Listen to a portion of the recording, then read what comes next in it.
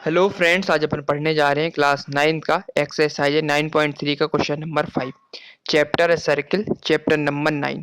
Question number 5 है in figure 9.26। Figure दे के रखा हुआ है 9.26। A B C D are 4 point on a circle. A B C D 4 point दिख रहे हैं सर्किल में, जिसमें से ए सी और बी डी बाइसेक्ट करती है पॉइंट ई में। ए ने सी, एक लाइन गई ए सी, दूसरी line B C, B D, ये बाइसेक्ट किस पॉइंट में कर रही है? एंगल ई पे बाइसेक्ट कर रही है। Such that angle B E C, कौन सा एंगल? एंगल बी ई सी, ये वाला एंगल कितना दिख रहा है अपन को? गिवन दे के रखा 130 degree. And angle E C D, angle E C D, ये वाला एंगल कितना दे के रखा? 20 डिग्री गिवन दे के रखा है। फाइंड क्या करना अपन को? एंगल निकालना B A C. Angle A अपन को क्या करना है? बी ए सी एंगल अपन को फाइंड करना है। ठीक है, सबसे पहले अपन क्या करेंगे, क्वेश्चन में गिवन लिख लेंगे। क्या क्या गिवन दे के रखा अपन को? एंगल बी ई सी कितना दे के रखा? 130 डिग्री दे के रखा है।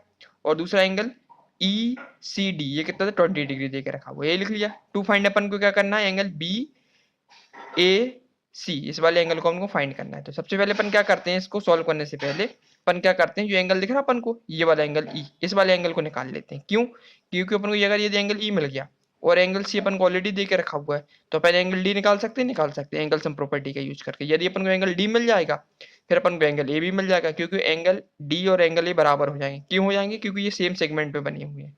सेम सेगमेंट में देख रहे हैं अपन, ऊपर वाली लाइन, एक सेगमेंट नीचे वाला होगा, ऊपर वाला एक ऊपर वाला सेगमेंट होगा, नीचे वाला मेजर होगा, ऊपर वाला माइनर होगा। माइनर सेगमेंट के जो एंगल होते हैं दोनों बराबर होते हैं, ये थ्योरम कहती है।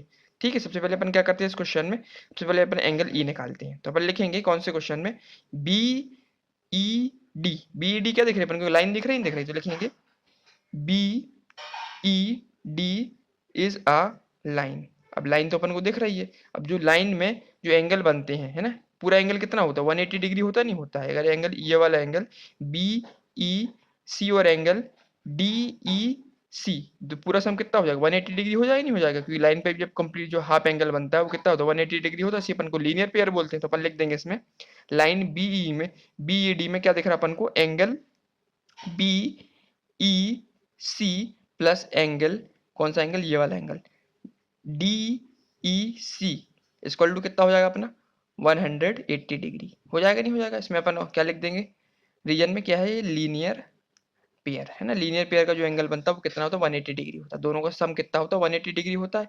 ये गिवन दे के रखा अपन को, बी ई सी कितना दे के रखा गिवन? 130, तो लिख देंगे 130 degree plus angle D E C, इस वाले एंगल को अपन को फाइंड करना है, equal to 180 degree. Finally angle D E C यहाँ से कितना निकलेगा अपना? 180 डिग्री में से अपन माइनस करेंगे 130 डिग्री को। फाइनली एंगल कितना निकलेगा? डी ई सी कितना निकला? 180 में से 130 माइनस किया तो कितना निकला? 50 डिग्री निकल आया। तो एंगल डी ई सी, ये वाला angle D D E C, ये वाला एंगल कितना मिल गया अपन को? 50 डिग्री मिल गया। ठीक है, ये एंगल 50 डिग्री मिल गया अपन को, और ये सी 20 डिग्री ऑलरेडी गिवन दे के रखा हुआ है। तो अपन एंगल डी निकाल सकते हैं, निकाल सकते हैं। कैसे निकाल सकते हैं? एंगल सम प्रॉपर्टी का यूज कर सकते हैं। Angle E plus angle C plus angle D equal to 180 degree हो जाएगा एंगल सम प्रॉपर्टी के थ्रू, क्योंकि ये ट्राइंगल दिख रहा है अपन को।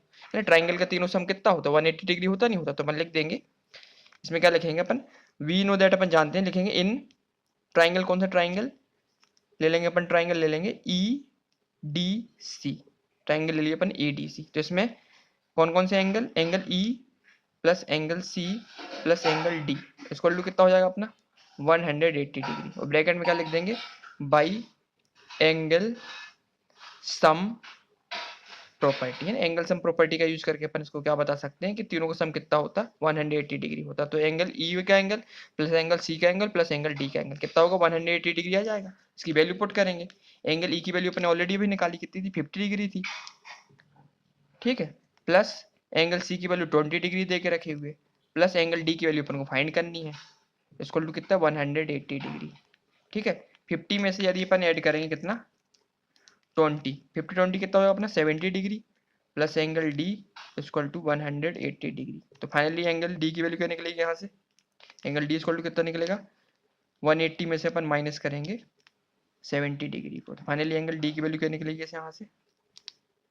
180 में 70, 110 डिग्री निकल आएगा ना। 180 में से अगर अपन 70 डिग्री माइनस करेंगे तो एंगल डी निकलेगा 110 डिग्री। तो एंगल डी कितना निकला है अपना? ये वाला एंगल डी, ये निकला अपना 110 डिग्री। ठीक है, इतना तो मिल गया अपन को। अब 110 डिग्री एंगल डी मिल गया, जब एंगल डी 110 है तो एंगल ए भी 110 हो जाएगा, नहीं हो जाएगा? क्यों हो जाएगा कि अपन ने पढ़ा हुआ है कि जो सेम के सेगमेंट दिख रही है अपन को, ये ऊपर वाली मेजर माइनर आर्क वाली, तो जो सेगमेंट पे जो एंगल बनते हैं, जो एंगल डी होगा वो एंगल ए के बराबर हो जाएगा। ये अपन की थ्योरम कहती है अपन। तो इसमें लिख देंगे अपन, इसमें फाइनली क्या लिखेंगे इसके बाद अपन कि इस प्रकार से कि एंगल सिंस लिखेंगे, since angle A and angle D lies in the same, कैसे हैं, सेगमेंट में, एक ही सेगमेंट पे बन रहे हैं, है ना? ये सेगमेंट डी के एंगल, ये वाला सेगमेंट डी और एंगल ए, दोनों सेगमेंट सेम दिख रहे हैं अपन को, ये ऊपर वाला आर्क दिख रहा है, दोनों सेगमेंट सेम दिख रहे हैं, तो एंगल ए इक्वल टू हो जाएगा तुम्हारा एंगल डी। तो फाइनली इसकी वैल्यू निकालनी, एंगल ए की वैल्यू निकालनी, तो कितनी हो जाएगी अपनी 110 डिग्री। तो इसकी वैल्यू भी कितनी हो जाएगी, एंगल ए की वैल्यू 110 डिग्री। इसका अपन पूरा एंगल लिख देंगे अपन, इसकी वैल्यू फाइंड करनी थी अपन को, एंगल बी ए सी की वैल्यू फाइंड करनी, तो लिखेंगे angle B A C equal to भी कितना हो जाएगा 110 डिग्री। ये सी की वैल्यू अपन को फाइंड करनी थी, नहीं करनी, ये तो फाइंड करने बोला था इसमें। कौन सा angle, find angle B A सी, तो एंगल बी ए सी की वैल्यू कितनी आएगी 110 डिग्री निकल आई। ठीक है, तो क्वेश्चन नंबर 5 तो अपना कंप्लीट हो गया। एक बार इसका रिवीजन कर लेते हैं अपन, इसमें क्या क्या कहना चाह रहा था। इसमें देखो क्या क्या गिवन दे के रखा था, एंगल बी ई सी 130 डिग्री दे के रखा था, और एंगल ई सी डी ये 20 डिग्री दे के रखा था। ठीक है, सबसे पहले अपन ने क्या किया कि ये वाला एंगल निकाला, एंगल ई को। इस कैसे निकाला अपन ने, लीनियर पेयर के through.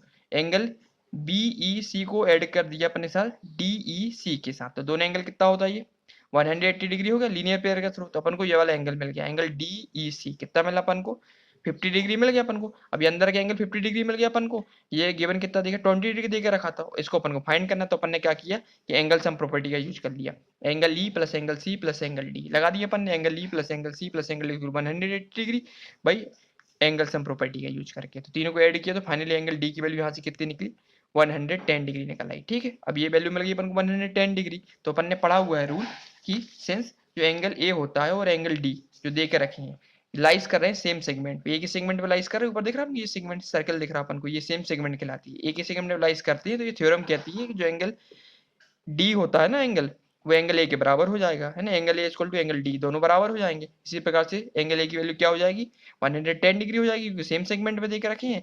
So angle B A सी, इसका पूरा एंगल लिख लिया, एंगल ए को क्या लिख सकते हैं अपन, एंगल बी ए सी लिख सकते हो, ये भी कितना होगा 110 डिग्री हो जाएगा।